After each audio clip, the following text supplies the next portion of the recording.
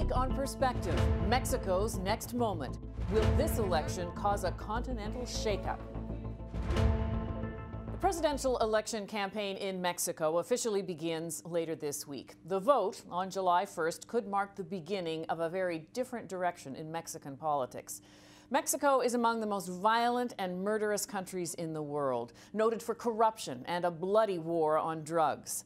Still, it boasts the 11th largest economy in the world, and yet 7 out of every 10 Mexicans are poor or vulnerable. And Mexico, of course, is more than just a neighbor. It's one of Canada's most important trading partners, largely because of the North American Free Trade Agreement. All of that, and of course the ongoing Nafta negotiations, make the Mexican election an important one to watch. There are 3 main contenders. Jose Antonio Meade, a former finance minister, is the candidate for the Institutional Revolutionary Party, or PRI, which is the party of the deeply unpopular current president, Enrique Peña Nieto. Ricardo Anaya is standing for a coalition that includes his National Action Party.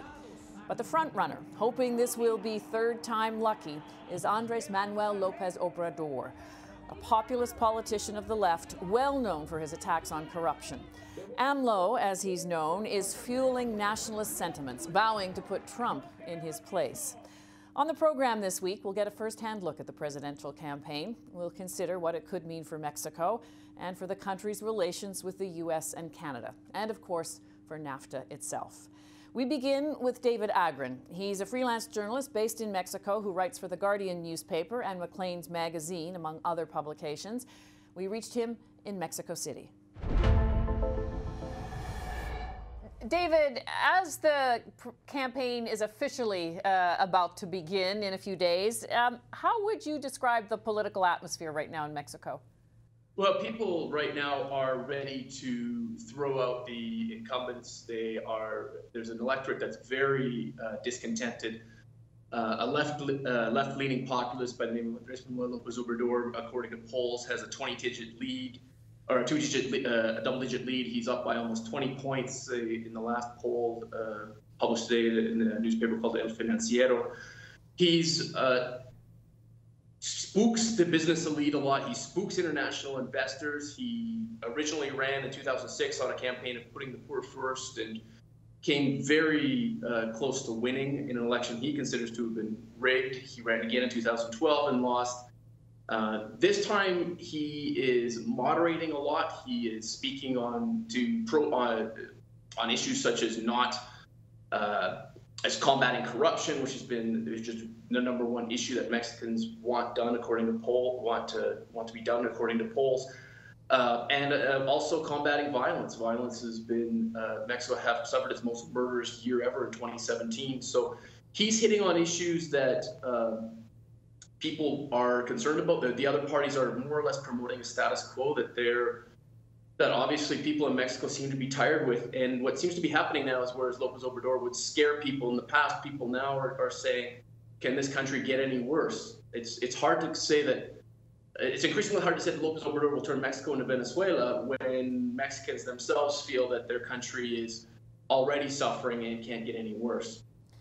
Talk to me a little bit about some of the political violence as well, because there was another candidate that was recently assassinated. Something like 30 candidates now have been assassinated since September. That's right. It's either candidates, prospective candidates, people that were former mayors. And what we believe is happening is that it's organized crime. The drug cartels are wanting to impose their candidates, and they will do so through either through plomo or plata. They will either silver or lead. They will either pay them off, or they will ultimately kill them. And this is happening especially in places such as the state of Guerrero, which is south of Mexico City, and it includes Acapulco. This is the country's heroin heartland.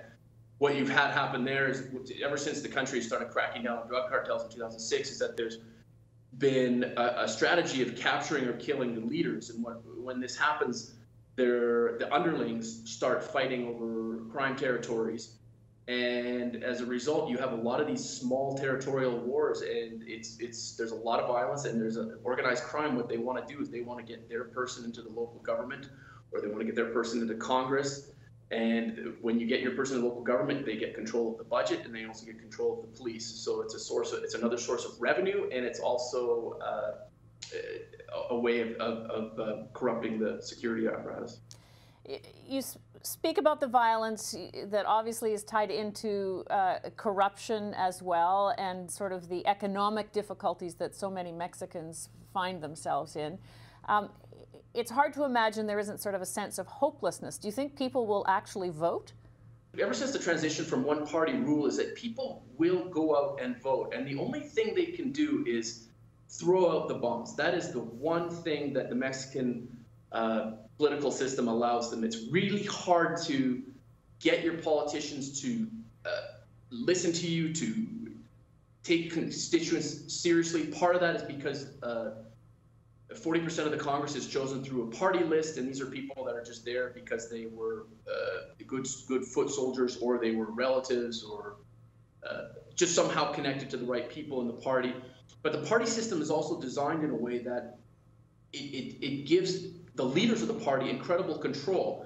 People in Mexico do seem to have this custom of voting, even though polls show they are very disenchanted with the democracy as it's been carried out in this country.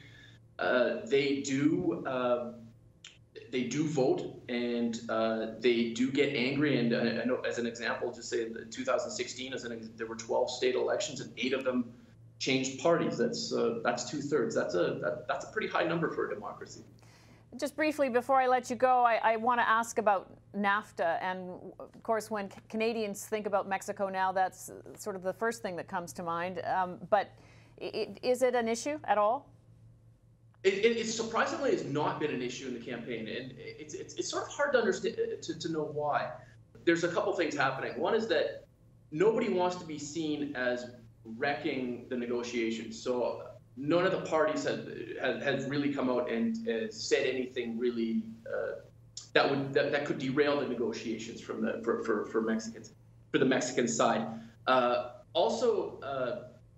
There doesn't seem to be a big anti-NAFTA constituency in Mexico, even after 25 years. It's just never come about. NAFTA is popular enough in Mexico. I've seen 60% approval for it. Part of that is that, I can just give an example where I live. There are 5 Starbucks stores within a 500-meter radius of where I live. That didn't happen before. There was that kind of selection of American brands didn't exist before, and people like that for whatever reason. It's very aspirational. There's people buy groceries in Walmart-owned stores. They are American products. They're McCain French fries. You see all these foreign brands coming in that didn't exist before. The consumer selection in the past was that people my age would talk about how they would go to these itinerant markets and buy smuggled in candy. Now you get everything you could ever think of in your supermarket. So from a consumer perspective, better price, better selection. That's what Mexicans see with NAFTA. The economic part of it, it's been somewhat disappointing, and wages are really low. The Mexican side really wants NAFTA to stay and seems willing to be making concessions. Andrés Manuel López Obrador has come out supporting NAFTA. He said some things about not wanting to sign a bad deal, maybe waiting until after the election. But if you look at the person he's nominated to head the negotiations, it's somebody that was a former WTO official. So Mexico really does want NAFTA to stay. David, thank you very much for your insight on this. You're very welcome.